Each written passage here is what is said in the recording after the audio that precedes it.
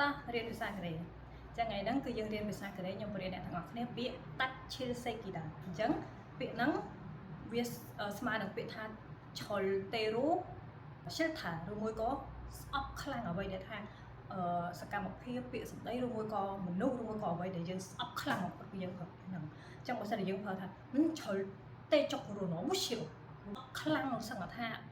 ឃើញមិនឃើញសកម្មភាពហ្នឹងឃើញរឿងហ្នឹងគឺថាយើងសឹងរត់ចេញយើងស្អប់ខ្លាំងហ្មងអញ្ចឹងគឺយើងប្រើពាក្យហ្នឹងអញ្ចឹងបើសិនជាយើងប្រើពាក្យឆុលតេចុករ៉ូឈៀរ៉ូឬមួយក៏នំឈៀរ៉ូហ្នឹងវាស្ដាប់ទៅអាក្រក់ស្ដាប់ប៉ុន្តែបើយើងនិយាយតាក់ឈៀលសេកែមើលទៅនៃវារៀងស្រាលជាងធូរជាងហើយយើងប្រើបានគ្រប់ពេលវេលាអញ្ចឹងអ្នកទាំងអស់គ្នាអាចប្រើបានអញ្ចឹងខ្ញុំឧទាហរណ៍យើងប្រើទៅពេលណាចាមើលម្នាក់ហ្នឹងរាល់ថ្ងៃផុសអាក្រក់តាប់គេតាក់ឈៀលសេកែ저 사람 맨날 다른 사람 얘기 포스팅만 하고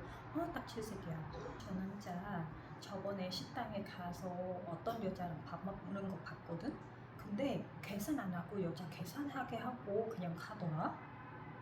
어머 진짜? 나 저런 남자 딱 질색이야. 왜 그러는 거야 진짜? 내 말이.